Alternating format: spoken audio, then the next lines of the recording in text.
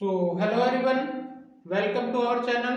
दोस्तों, इस वीडियो में हम देखेंगे जो एनसीईआरटी क्लास 6 है हिस्ट्री की, उसके 11 चैप्टर को पढ़ने जा रहे हैं, जिसका नाम है न्यू एम्पायर एंड किंगडम। समझ पा रहे हो?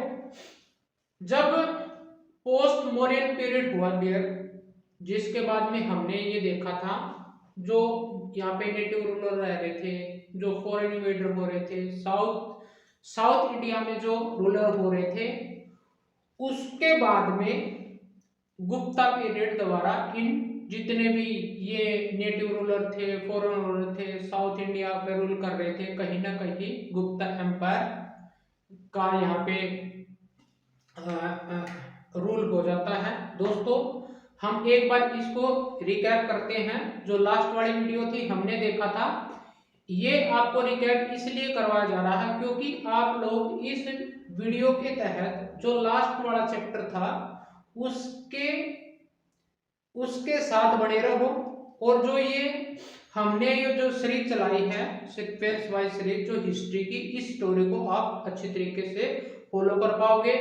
और इसी के आधार पे जब आप मैथ्स बुक को पढ़ोगे, जब यूपीएससी की जो मैथ्स बुक होती है उसको हिस्ट्री को फॉलो करोगे, तब ये सीक्वेंस वाइज आपको दिक्कत ना पड़े दोबारा से। जब एनसीईआरटी आप पढ़ रहे हो तो तभी से आप इन चीजों की जानकारी रख लेते हो, तो आने वाली जो बुक होंगी वो आसानी से आप पढ़ सकोगे। समझ पा रहे हो दोस्तों?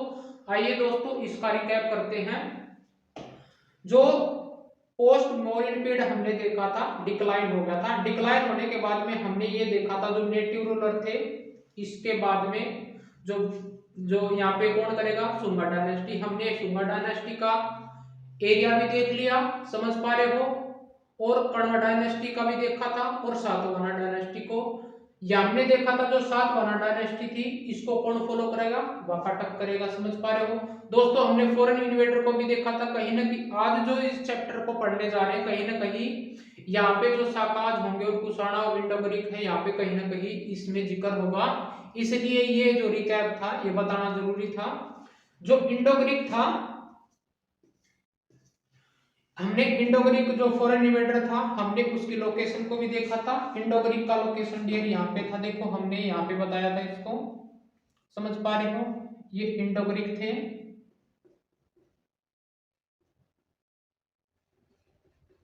कहीं ना कहीं नॉर्दर्न साइड में, और जो पार्थियन से कहीं ना कहीं यहाँ पे एडजस्टमेंट हो रहे थे वेस्ट में। समझ पा रहे हो? इस साइड को। और जो साकाज थे, साकाज हमने यहाँ पे देखा था वेस्टर्न भाग में, और यहाँ पे इस साइड पे। समझ पा रहे हो दोस्तों? और जो कुषाणा थे, ये कुषाणा यहाँ पे नॉर्दर्न साइड में जो लद्दाख का एरिया है, जो नजदीक चाइना के लगता हुआ भाग है, और कहीं ना कहीं यहाँ तक। समझ पा रहे हो? यहाँ पे कुषाणों द्वारा शासन किया जाता है। दोस्तों, हमने ये पहले हम पढ़ चुके हैं। फिर हमने देखा था जो साउथ के जो रूलर हुआ करते थे उस समय, उसके समकालीन कौन कर रहे थे, जो चोलाज थे, चोलाज भी हमने देखा इस साइड को ईस्टर्न भाग में, और जो चेरा थे वेस्टर्न भाग में, और पांड्या थे बिल्कुल साउथ भाग में, ये कर रहे थे। ये हमने दोस्तों पढ़ लिया। इनको फॉलो कौन कर रहे थे, पल्लवाज और चालुक्य, ये भी हमने पढ़ लिया था। अब इनको भी कौन फॉलो करेगा, जो पल्लवाज थे और चालुक्य थे, इनको भी फॉलो करेंगे राष्ट्रकूटा। और जो इनके जो पहले जो एल्डर रह रहे थे यहाँ पे, समझ पा रहे हैं, इनके पूर्वज थे चोलाज। दोबारा से चोलाज का शासन हो जाएगा यहाँ पे, और राष्ट्रकूटों का हो जाएगा क्लियर। समझ पा रहे हो? अब इस वीडियो में यहाँ पे राष्ट्रकूटाज गुप्ताओं के पीरियड के पैरेलल हो जाएंगे, और पल्लवाज और चालुक्य ये हो जाएंगे दोस्तों। समझ पा रहे हो? ये हमने देखा। आज की वीडियो में हम क्या देखेंगे, जो गुप्ता पीरियड है। समझ पा रहे हो? नॉर्दर्न और सेंट्रल जो एरिया था, कहीं ना कहीं जो मौर्यन एम्पायर ने जितना एम्पायर आपको खड़ा किया था, उसी के उतना तो नहीं कह सकते, बल्कि उतना ही मान के चलो, उसके बराबर भी नहीं बोल सकते, पर लेकिन उसके जैसा एम्पायर खड़ा करने वाला सिर्फ गुप्ता ही पीरियड इनके बाद में आया था। समझ पा रहे हो दोस्तों? इस गुप्ता पीरियड में कई शासक ऐसे होंगे, समझ पा रहे हो, हम उसके बारे में यहाँ पे मेंशन किए हुए हैं। यहाँ जैसे जो श्रीगुप्त था, इसका ओरिजिनेटर था। समझ पा रहे हो? इसी के द्वारा गुप्ता पीरियड की नींव रखी हुई थी।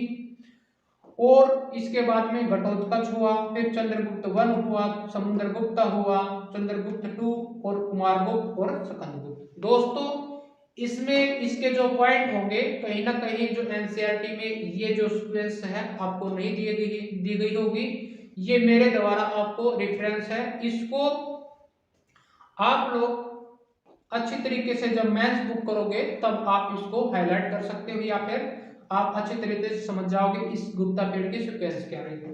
गुप्ता श्रीगुप्त तो इसको हम बोलते हैं ओरिजिनेटर, जिसने इसकी नींव रखी। बटोत्कच के बारे में ऐसा कुछ खास नहीं है, समझ पा रहे हो। जो चंद्रगुप्त वन था इसको कहीं ना कहीं यहाँ तक इन दोनों की जो श्रीगुप्त था और घटोत्कच था ये महाराजा की उपाधि लिया करते, समझ पा रहे हो दोस्तों। कहीं ना कहीं फिर इन्होंने जो चंद्रगुप्त वन था, चंद्रगुप्त महाराजा धीराज की उपाधि ली, समझ पा रहे हो। समुद्रगुप्त ने इसको समुद्रगुप्त द्वारा फिर यहाँ पे जो मार्च होगा साउथ में, साउथ के 12 जो शासक थे यहाँ पे इनको ये उखाड़ फेंकेगा, और जो सेंट्रल एरिया में यहाँ पे 9 रूलर कर रहे होंगे उनको भी ये उखाड़ फेंकेगा। तो कहीं ना कहीं इसको ये जो एक्सपेंशन है जो गुप्ता पीरियड का सबसे ज्यादा कौन बढ़ाएगा, समुद्रगुप्त, समझ पा रहे हो।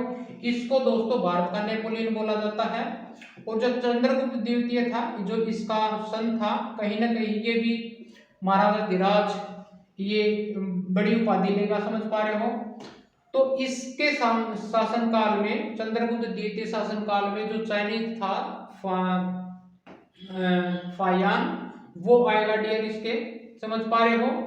और यहाँ से वो अच्छी इस गुप्ता पीरियड इसके समकालीन जितना भी है वो यहाँ से जो नॉलेज है वो इकट्ठा करके चाइना वापस लौट जाएगा, समझ पा रहे हो।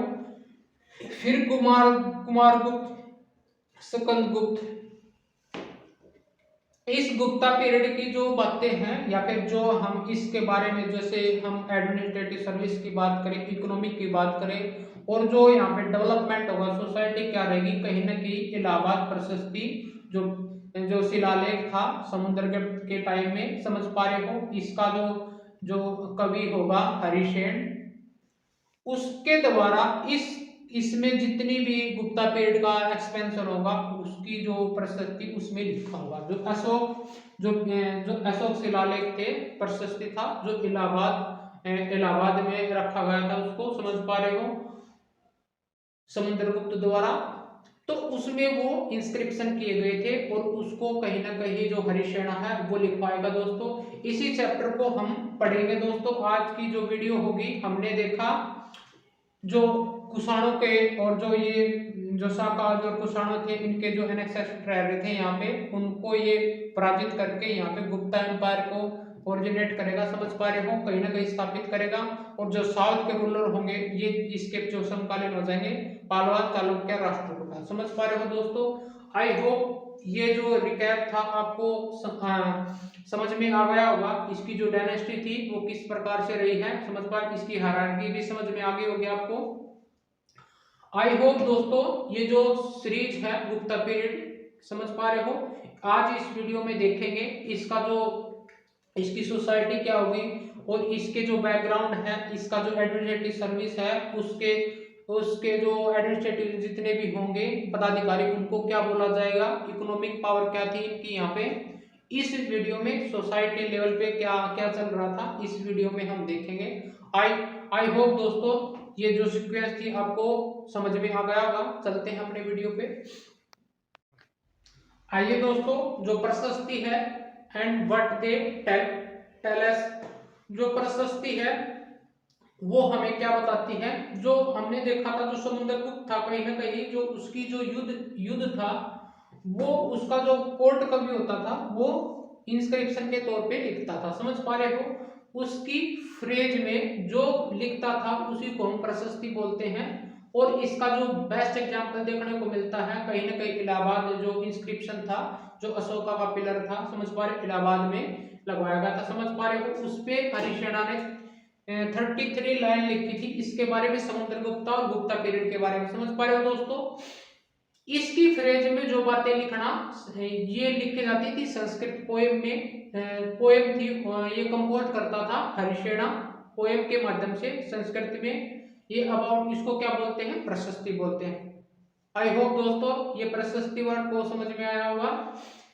जो समुद्रगुप्त था इसमें क्या था, हमने देखा था जो गुप्ता पीरियड था कहीं ना कहीं हमने जो सीक्वेंस वाइज समझाया था वो हिस्ट्री में इसको एज ए ऐसे मेंशन नहीं किया, कहीं ना कहीं से उठा के उसको मेंशन किया गया है, उसको डिस्क्राइब किया गया। जैसे यहाँ से समुद्रगुप्ता से करते हैं तो यहीं से हमें गुप्ता पीरियड की जानकारी बाहर निकल के आती है। किससे, जो इलाहाबाद इंस्क्रिप्शन लेख था उसके माध्यम से। जो समुद्रगुप्त था, समझ पा रहे हो दोस्तों, एक फेमस रूलर था, समझ पा रहे हो, गुप्ता डायनेस्टी में। और उसका जो कोर्ट कवि था हरिशेना, वो कंपोज करता था poem in Sanskrit 1700 year ago. यानी इसके अगर हम बात करें यानी 4th सेंचुरी में, समझ पा रहे हो दोस्तों, 4th सेंचुरी के लगभग ये जो गुप्ता एम्पायर था इसमें सबसे बड़ा जो एक्सपेंशन करेगा जो गुप्ता डायनेस्टी को, कौन था, वो समुद्रगुप्त था। समझ पा रहे हो। In this was describe on the Ashoka pillar at Allahabad. समझ पा रहे हो, ये इलाहाबाद में इसको पिलर को, अशोका पिलर को लगाया था और इसको इंस्क्रिप्ट किया था इसकी फ्रेज में।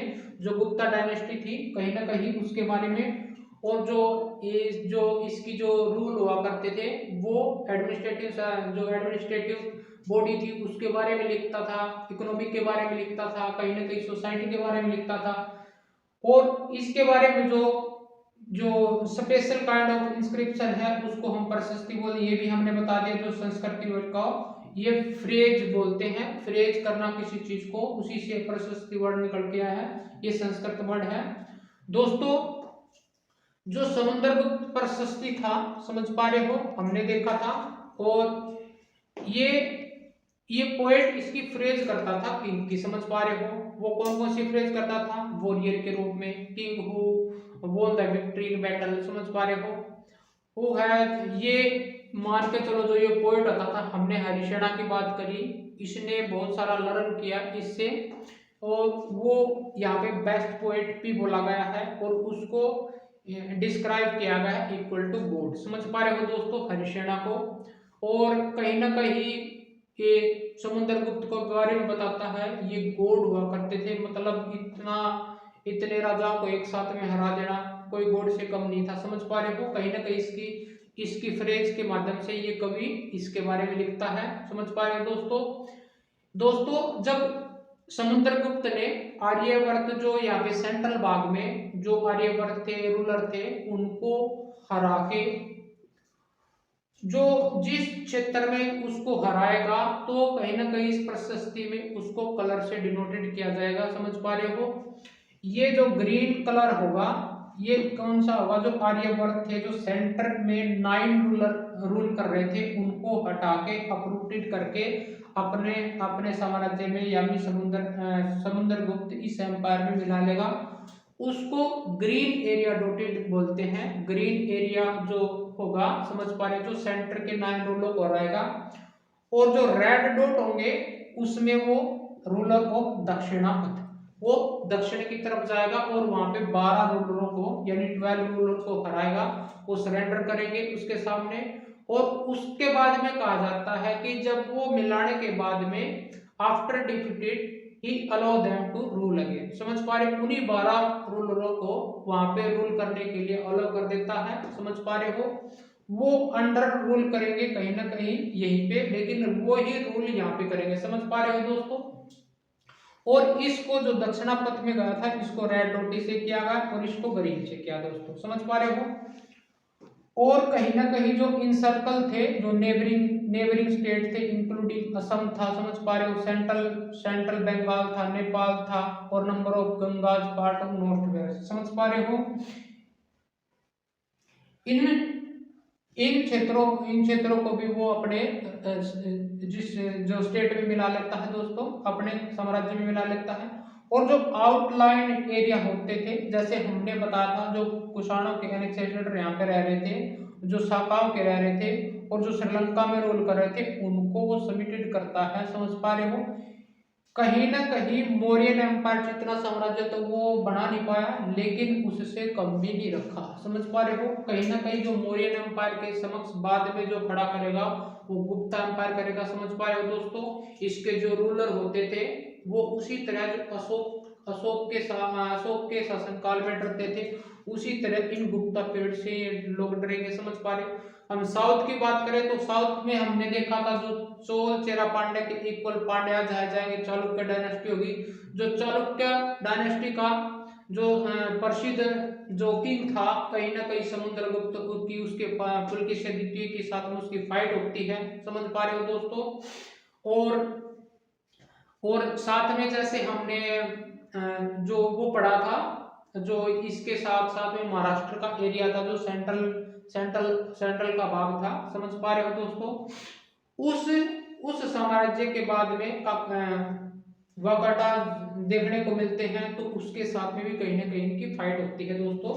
जो सातवाहन वंश थे उनके साथ के जो उसके जो पूर्व आने वाले जो रूलर होंगे उनके साथ में इसकी फाइट होती है। आई होप दोस्तों ये जो सिनेरियो था आपको समझ में आया होगा, एक एक पॉइंट हमने समझाया। और जो हरिसेना था इसको डिस्क्राइब करेगा डिफरेंट काइंड ऑफ रूलर, इसकी जो समुद्रगुप्ता की पॉलिसी है टुवर्ड्स देम। समझ पा रहे हो, वो किस तरह की पॉलिसी अपनाता था जब वो अभियान करता था। समझ पा रहे हो, युद्ध के लिए।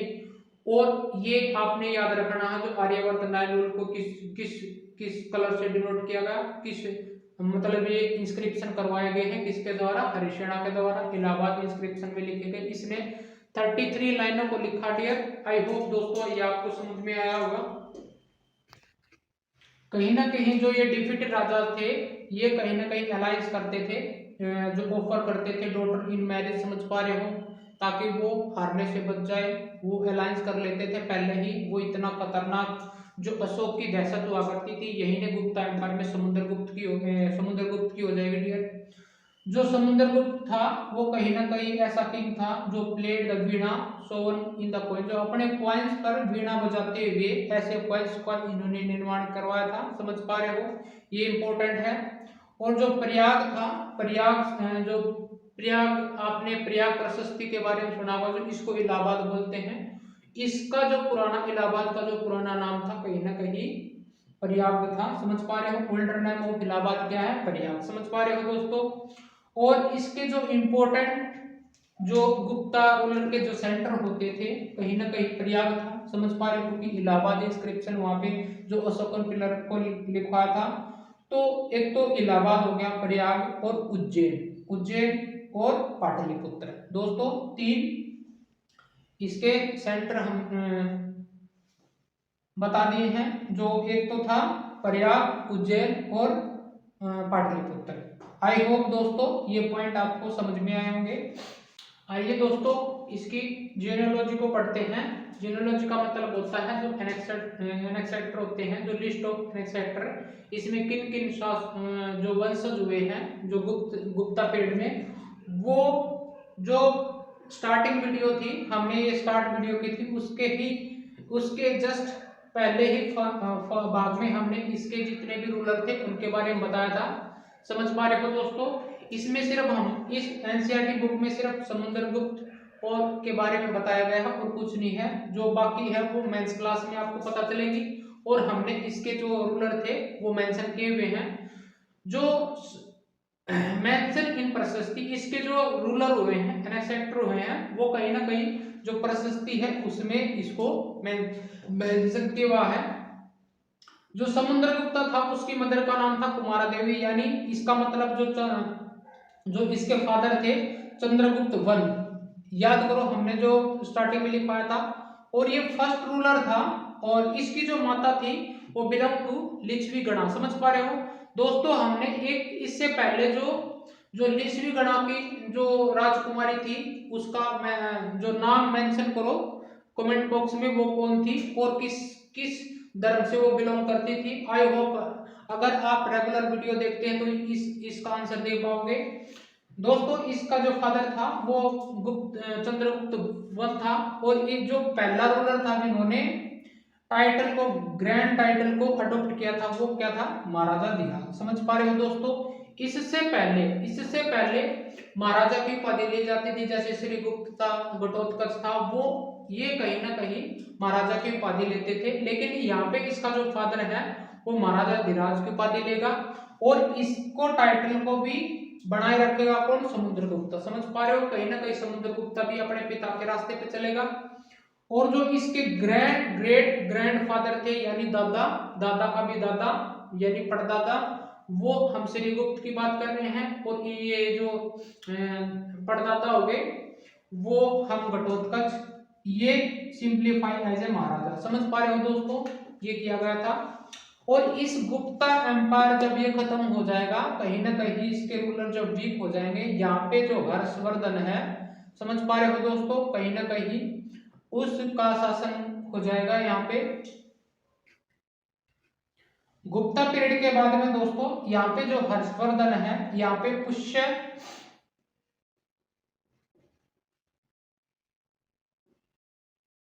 पुष्य बुद्धि और इसका दूसरा नाम है वर्धना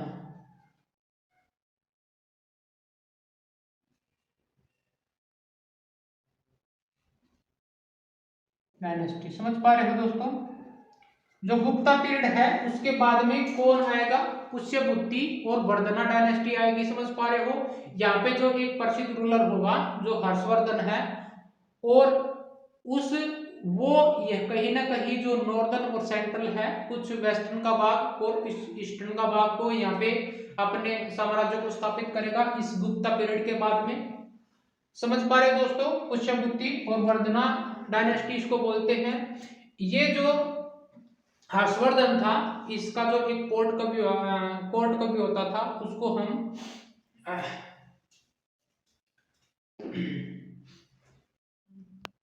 उसका नाम था बाणभट्ट। समझ पा रहे हो?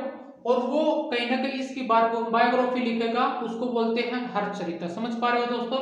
ये हर्षवर्धन भी कहीं ना कहीं पोएट्री था। समझ पा रहे हो? लिटरेचर लिखता था, इसको भी बुक लिखने का बहुत बड़ा शौक था। समझ पा रहे हो? ये शौकीन था लिखने का। और ये रूल करता है यानी 1400 ईयर अगो, कहीं ना कहीं जो गुप्ता पीरियड था, कहीं ना कहीं इसके बाद में ही इसका ये जो पुष्यभुति या वर्धना डायनेस्टी ये बाहर निकल के आएगी।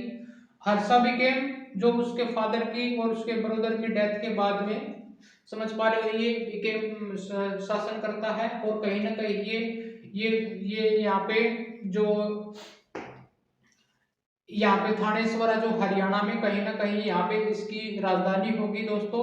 और ये फिर बाद में किंगडम को स्थापित करेगा, अपने आप को मतलब स्थापित बढ़ाएगा, एक्सपेंड करेगा। कनौज को जीतेगा। कनौज को करने के बाद में जो ईस्ट वार्ड के जो मगध और बंगाल तक यहाँ पे जीत के अपने शासन को यहाँ पे चलाएगा। समझ पा रहे हो दोस्तों? वो फिर क्या करता है, जैसे समुद्रगुप्त ने दक्षिणावर्त के जो राजाओं को हराया था, कहीं ना कहीं अभियान वो भी स्टार्ट करना चाहता है, अपने एक्सपेंशन करेगा। और जो नर्मदा के बाद में मार्च करेगा दक्कन तक, फिर उसको यहाँ पे स्टॉप कर लेगा। कौन? क्योंकि साउथ में हमारे को पता है कि जो चालुक्य डायनेस्टी है वो रूल कर रही है, और उसके जो रूलर थे इसके समक्ष, समझ पा रहे हो, पुलकेशिन द्वितीय। समझ पा रहे हो दोस्तों? ये कहीं ना कहीं उसको रो देता है, हरा देता है। समझ पा रहे हो? ये हमने देखा जो इसकी जो गुप्ता डायनेस्टी की थे, इसके एनेक्सेक्टर देखे। समझ पा रहे हो? और इसके बाद में जो रूल करेगा वो कौन था? हर्षवर्धन। और इसके पैरेलल में हमारे को पुष्यभुति जो साउथ में देखने को मिलेंगे, चालुक्य डायनेस्टी और पल्लवा डायनेस्टी। समझ पा रहे हो दोस्तों? आई होप ये भी समझ में पॉइंट आए होंगे आपको। आइए दोस्तों, साउथ के जो रूलर थे उनके बारे में पढ़ते हैं।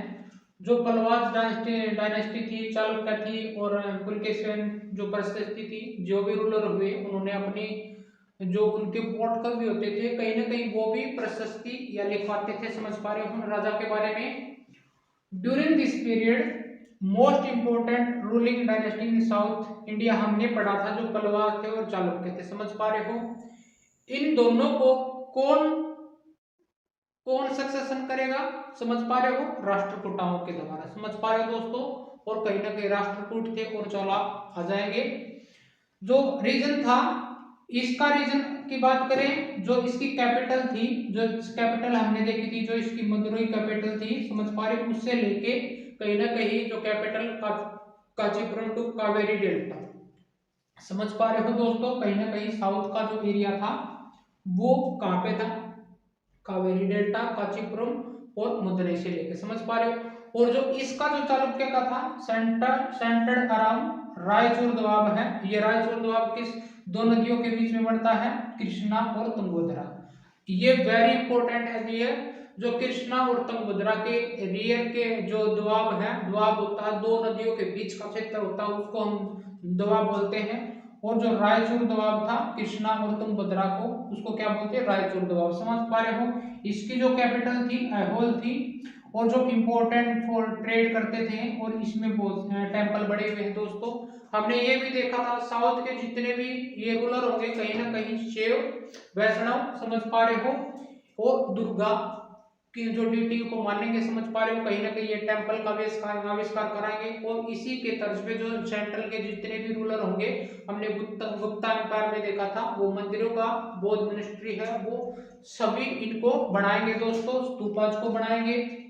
आई होप दोस्तों ये पॉइंट आपको समझ में आएगा। जो चालुक्य डायनेस्टी थी, चालुक्य डायनेस्टी का एक जो सुप्रसिद्ध रूलर होगा पुलकेशिन द्वितीय, हिचकोट पोएट, जो हमने देखा था, जो हमने हर्षवर्धन को देखा था, वो मार्च करता, कहीं ना कहीं वो इसके पैरेलल होगा, और कहीं ना कहीं ये यहाँ पे दक्षिण में आने से उसको रोकता है, हमने देखा था अभी। और जो पोएट, इसका जो पोर्ट कभी होगा, जो कोर्ट कभी होगा पुलकेशिन द्वितीय का, रवि कीर्ति, वेरी इंपॉर्टेंट डियर। ये रवि कीर्ति किसका कोर्ट पोएट है, कवि है, ये है रवि कीर्ति पुलकेशिन द्वितीय का। और इसके लिए वो कंपोज करेगा प्रशस्ति को, इसके जो अभियान थे उसके बारे में ये लिखेगा, वेरी इंपॉर्टेंट डियर। इस रवि कीर्ति के अनुसार, मतलब इस कवि के अनुसार, वो कहीं ना कहीं एक्सपेंड करेगा जो वेस्ट वार्ड है, इस साइड में और ईस्ट वार्ड दोनों में जाएगा वो, समझ पा रहे हो। इसके बारे में पुलकेशिन द्वितीय के बारे में लिखता है। और उन्होंने कई बार अटैक भी किया, जो यहाँ पे इस कावेरी पट्टम, समझ पा रहे हो, कावेरी पट्टम जो कावेरी डेल्टा था, उस क्षेत्र में जो पलवाज रूल कर रहे थे, कहीं ना कहीं वो उनपे भी अटैक करता है, समझ पा रहे हो दोस्तों। और कहीं ना कहीं जो पलवाज थे, उन्होंने अपनी जो शेल्टर जो कांचीपुरम थी उनमें वो मतलब वहां पे छिप गए थे, समझ पा रहे हो। कहीं ना कहीं उनका बचाव वहां पे हुआ। और कहने का मतलब वो अपनी कैपिटल को तो बचा पाए, और बाकी जितना भी एरिया था उन्होंने पुलकेशिन द्वितीय ने इसको कब्जा लिया था, समझ पा रहे हो, जीत लिया था, कॉन्कर कर लिया था। और जो चालुक्य विक्ट्री थी वाज शॉर्ट टर्म, समझ पा रहे हो। और जो इन पांड्या जो चोलों को ये जल्द ही न्यू रूलर दे देगा, कौन सी बिलोंग करेगा, हमने देखा था ये जो राष्ट्रकूटा थे, कहीं ना कहीं यहाँ पे पलवाज पे राज करेंगे। और जो चालुक्य थी ये चोला डायनेस्टी इन पे राज करेंगे दोस्तों। आई होप दोस्तों ये भी पॉइंट आपको समझ में आएंगे। कहीं ना कहीं आपने देखा होगा, हमने जो साउथ के रूलरों को पढ़ा, आज गुप्ता एम्पायर के बारे में पढ़ा, समझ पा रहे हो दोस्तों। आगे चलते हैं। आइए दोस्तों, जो ये किंग होते थे किस प्रकार से ये इस किंगडम में एडमिनिस्ट्रेशन करते थे। अगर हम अर्लियर रूलर की बात करें, जो विलेज था कहीं ना कहीं वो रिमाइंडेड था the basis unit of administration, जो जो जो आज हम बोलते हैं, जिसको जो हम लोकल एडमिनिस्ट्रेशन बोलते हैं, कहीं ना कहीं वहां पे विलेज होता था सबसे छोटी इकाई, समझ पा रहे हो, एडमिनिस्ट्रेशन की जो बेसिक यूनिट होता था। और जहां से वो लैंड रेवेन्यू आता था और बिकेम वेरी इंपॉर्टेंट हो जाता था।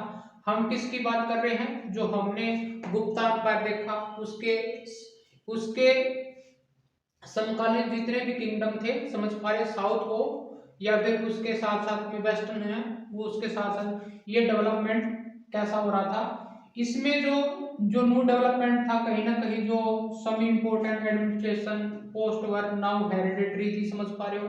जो उसका पिता जो काम करता था, उसी के बेटे को वही काम करना पड़ेगा, ये कहीं ना कहीं पोस्ट थी, हेरिडिटरी थी, समझ पा रहे हो।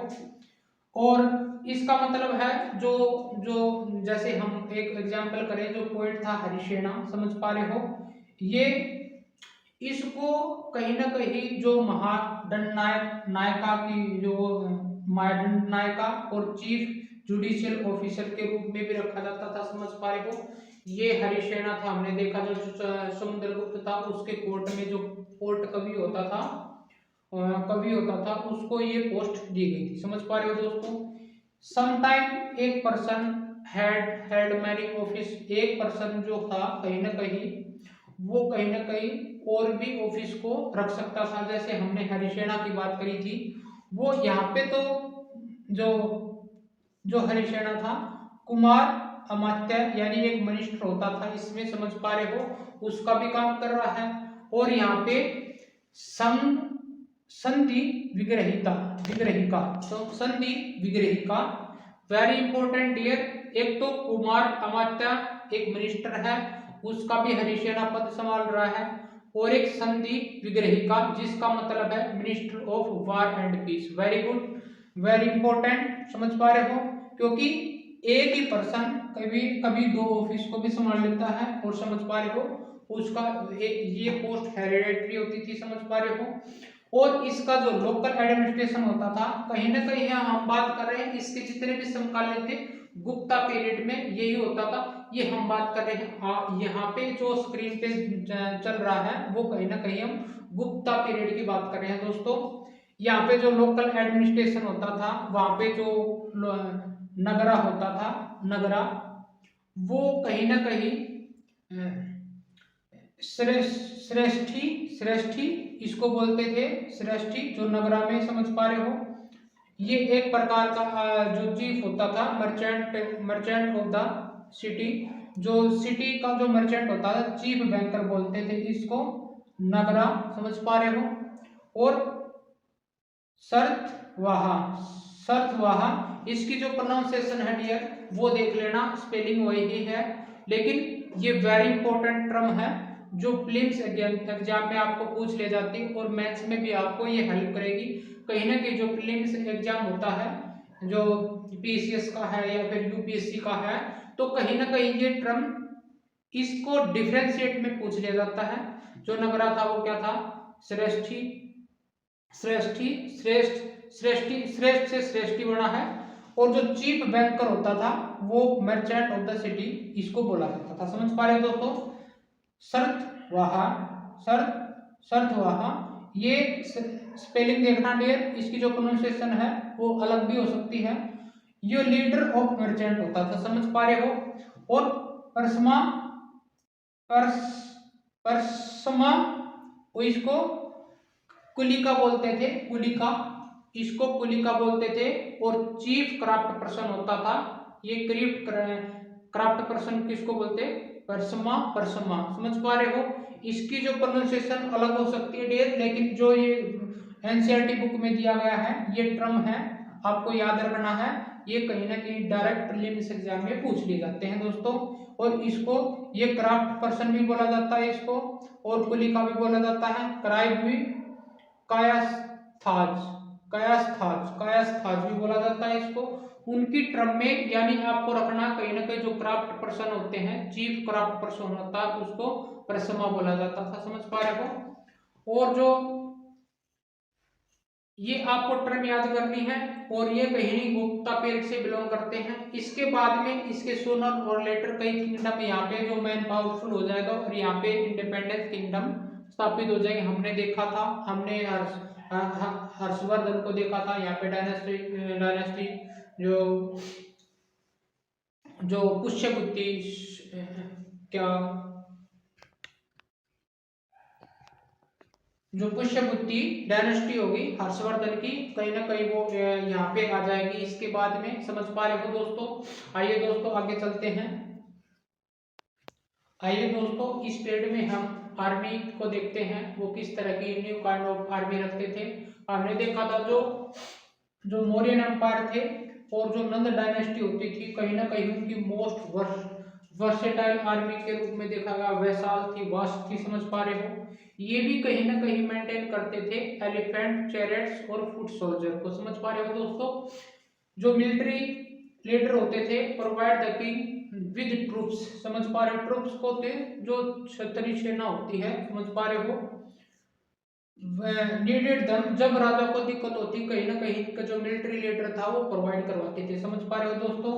दे were not paid to regular salary. समझ पा रहे हो, जो इस पीरियड में, यानी हम गुप्ता एज की बात करें और हम साउथ की बात करें, तो उसमें पेड रेगुलर नहीं दिया जाता था और लेकिन some grant of land given to them. समझ पा रहे हो, कहीं ना कहीं रेगुलर नहीं दी जाती थी जो सैलरी थी उनको सोल्जरों को, और लेकिन वो लैंड का जो पोर्शन होता था कहीं ना कहीं वो दिया जाता, वो किन को दिया जाता था, जो सामंत होते थे। समझ पा रहे हो दोस्तों, और उसको क्या बोलते थे, सामंता। Whenever the ruler was weak, जब रूलर वीक पड़ जाता था तो समवन, उसमें से कोई चीफ पर्सन अपने आप को इंडिपेंडेंस कोशिश कर देता था, कहीं ना कहीं अपनी एक टेरिटरी बना के कहीं ना कहीं उसका जो रूलर बन जाता था और वहां पे नया किंगडम बन जाता था। आइए तो आई होप दोस्तों ये पॉइंट आपको सभी क्लियर हो चुके होंगे।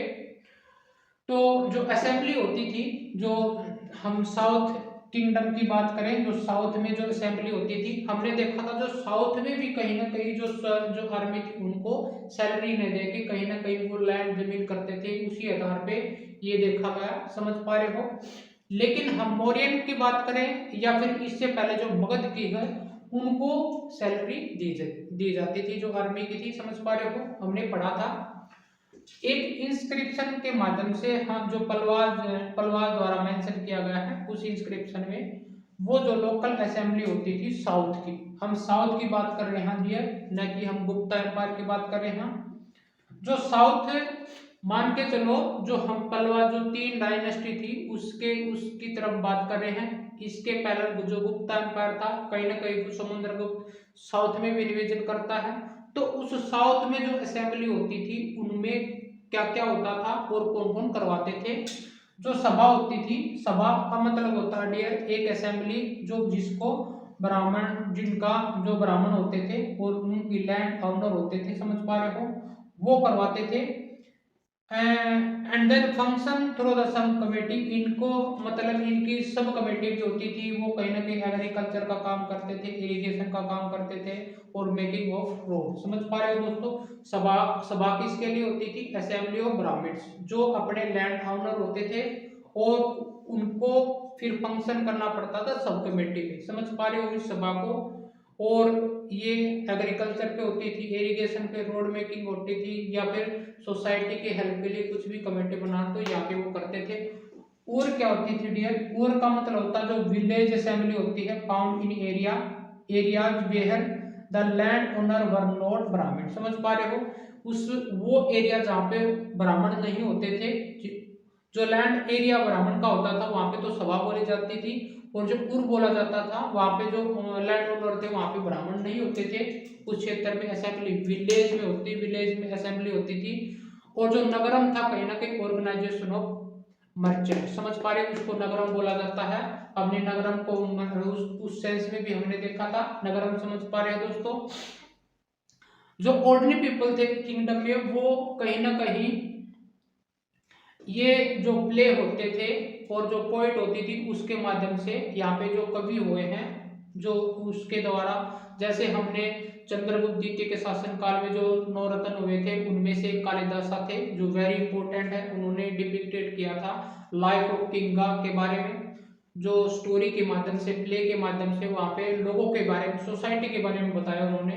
जो मोस्ट स्पीकिंग जो ब्राह्मण बोलते थे, कहीं ना कहीं संस्कृत वो ब्राह्मण बोलते थे, उन्होंने बताया। वुमन थी, कहीं ना कहीं वो प्राकृतिक लैंग्वेज को यूज करते थे, और जो किंग थे वो कहीं ना कहीं संस्कृत भाषा में ही प्रोनाउंस करते थे।